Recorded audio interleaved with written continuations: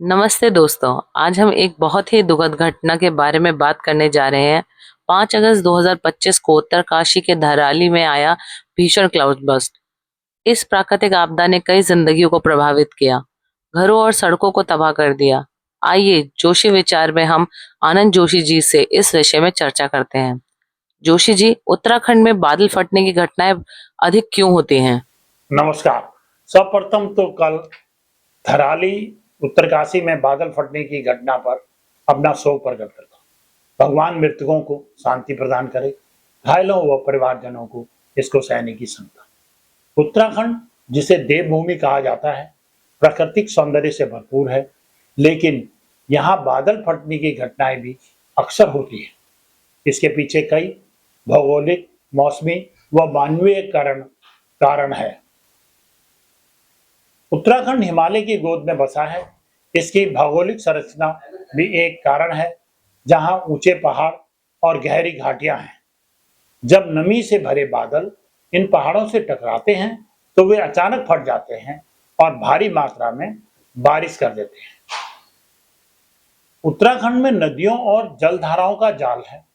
यहाँ अलकनंदा, भागीरथी, मंदाकिनी जैसी अनेकों नदियां बहती हैं, जो बादल फटने के बाद तेजी से बाढ़ लाती है। जोशी जी, आपका क्या मानना है? क्या बादल फटने के लिए इंसान जिम्मेदार है? बादल फटना एक प्राकृतिक घटना है, लेकिन कुछ हद तक मानव इसकी तीव्रता और विनाशकारी प्रभाव को बढ़ा रहा है।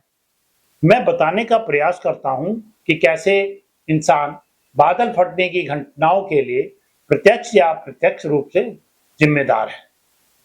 जलवायु परिवर्तन का प्रभाव, क्लाइमेट चेंज, CO2 और अन्य ग्रीन हाउस गैसों से पैदा होने से पृथ्वी का तापमान बढ़ रहा है, जिससे मौसम चरम सीमाओं की ओर बढ़ रहा है, जिसके कारण पिछले कुछ वर्षों में अनियमित वर्षा पैटर्न देखा गया है।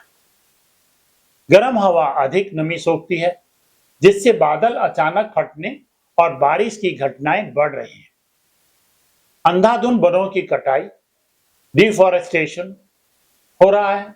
हम पेड़ों को काट तो रहे हैं, पर इस अनुपात में नहीं लगा रहे हैं, जिससे कारण पहाड़ी क्षेत्रों में पेड़ों की कटाई से मिट्टी का कटाव बढ़ता है और जल संचयन क्षमता घटती है।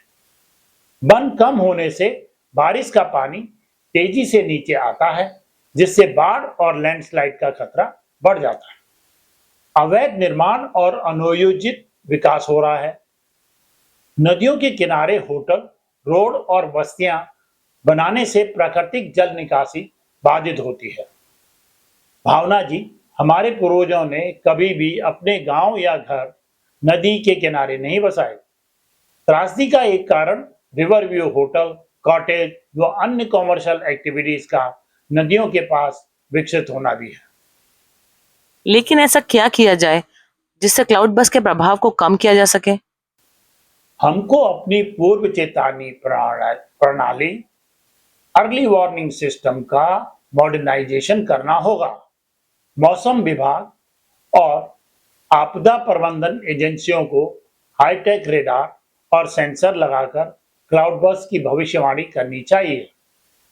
वह भी किसी एक हद तक ही कारगर होगी। समय रहते स्थानीय लोगों को SMS, लाउडस्पीकर या मोबाइल ऐप के द्वारा तुरंत अलर्ट भेजा जाए।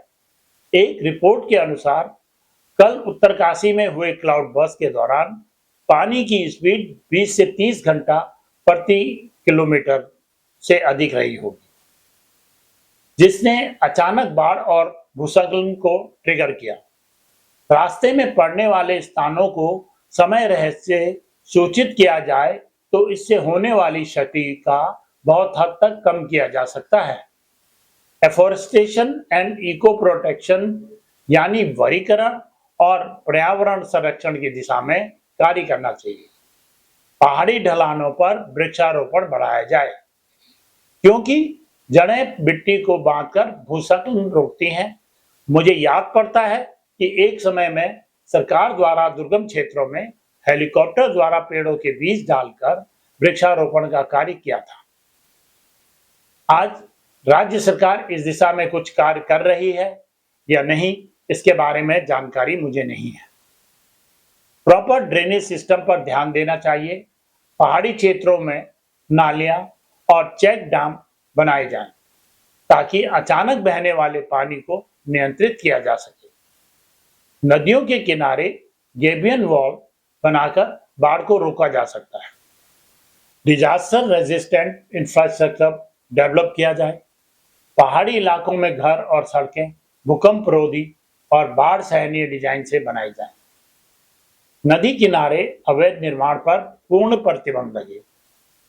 कम्युनिटी अवेयरनेस प्रोग्राम आयोजित किए जाएं, जहां पर गांव वालों को आपदा प्रबंधन का प्रशिक्षण दिया जाए, ताकि वे आपातकाल में सही कदम उठा सकें।